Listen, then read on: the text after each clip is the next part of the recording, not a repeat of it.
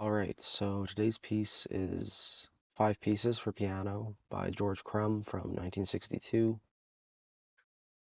We talked about this piece briefly on the Macrocosmos episode. It's another piece by George Crumb, which was written for the same pianist, David Burge. Yeah, that's the guy. So I've kind of talked about this a little bit already, and I've done a little bit of like bio, like I pulled up Dave Burge's bio and talked about him a little bit. This is what the piece looks like. It's actually pretty small. Yeah, I'm just going to jump into the performance notes and then we'll listen to it.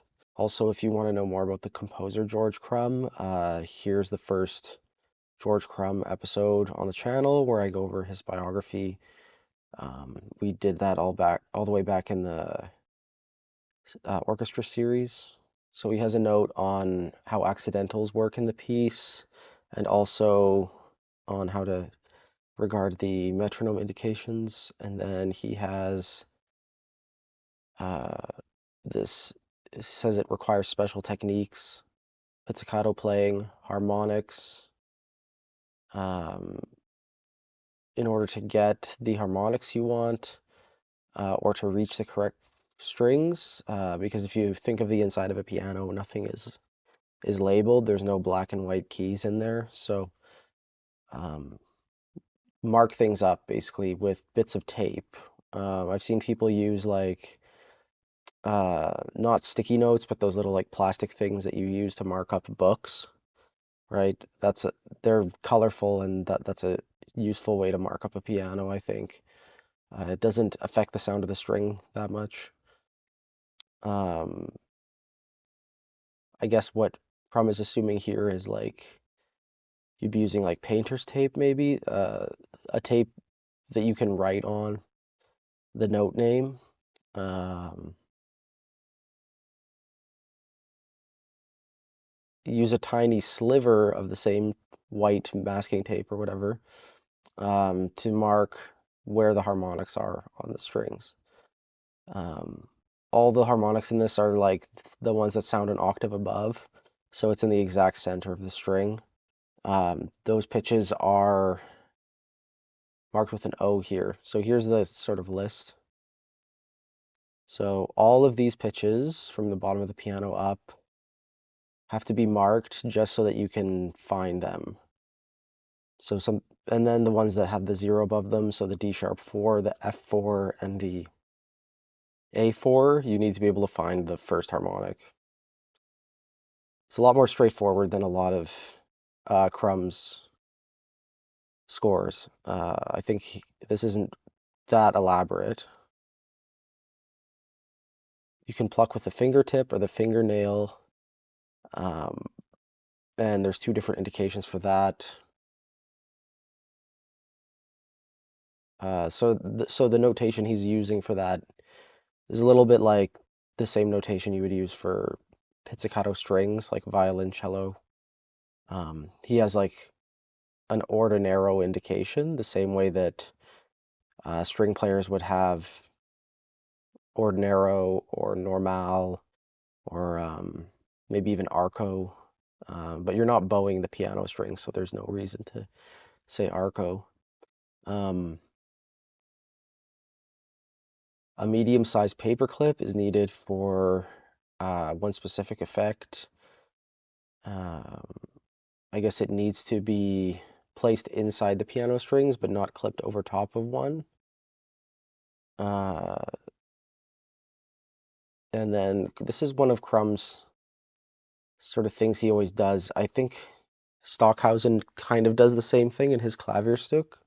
So maybe that's where Crumb got it, but it's like he just numbers the different pedals of the piano. So you have pedal 1, 2, and 3. I think I've seen it in, did we see it in the Lochenmann score as well? I'm not sure.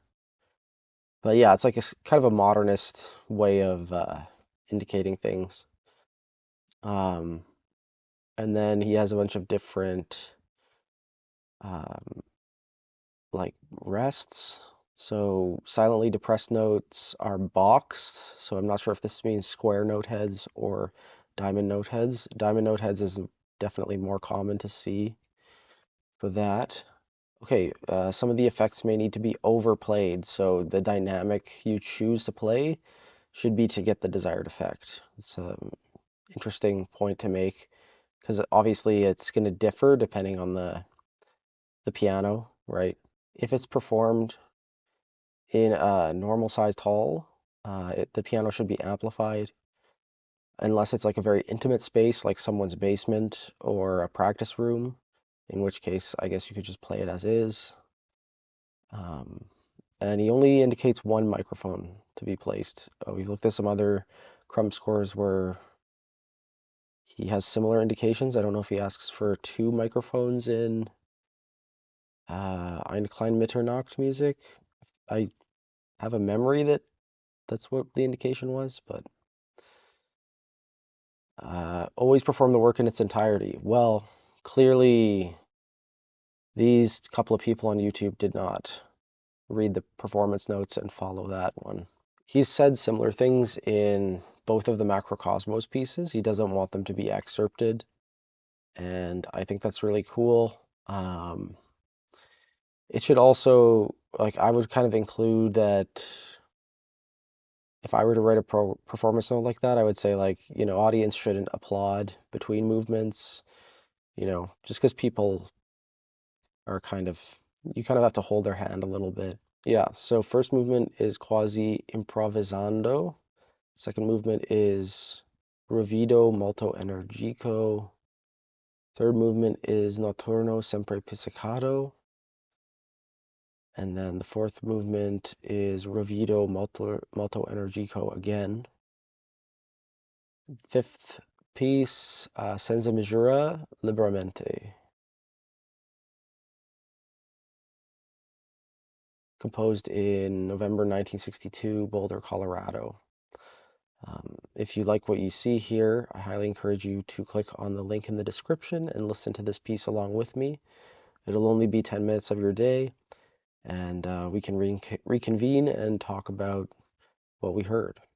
Okay, yeah, my initial response is like, what the fuck? Why is it so good? Like, I was not expecting these to be good because there's his first piano pieces, but yeah, I'd much rather listen to this than Macrocosmos 2. And Macrocosmos 1. I like how compact it is. I like the mix of ordinary piano technique with all these extended techniques. It's like very tasteful, very mysterious, and they're like really nice little self-contained pieces.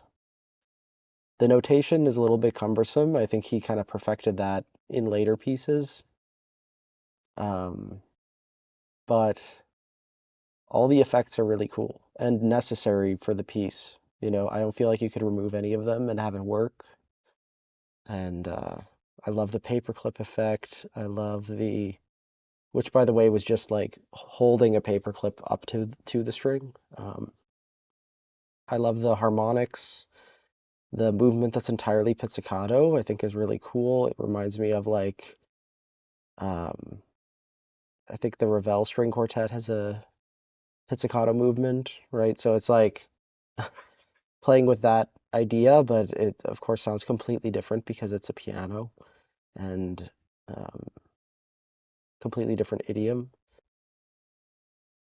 But I like this sort of transfer of technique from one medium to another and trying to imagine it. Yeah, I think if like Crumb only ever wrote this for piano, he would still be known as like the extended piano guy. Um, yeah, maybe I should do a ranking of his pieces at some point, like a tier list, because we're going through a lot of his piano stuff, maybe all of it. This one isn't as good as Processional, but it might be second. Like it's really up there. I think it's very listenable and approachable. Um, it's maybe not as good as Macrocosmos 1 just because of the like scope of Macrocosmos 1, but I don't know. I think you could argue for either. Yeah, another thing I really liked about this was just like it was so atonal throughout, and it wasn't trying to do any cheesy tonal quotation thing. Um, and it wasn't, he didn't have a big long program note claiming it to be like uh, in homage to Debussy or some other romantic nonsense. It was just straight, innovative piano pieces, modernist, kind of still spooky, still George Crumb, and yeah, I find them very accessible.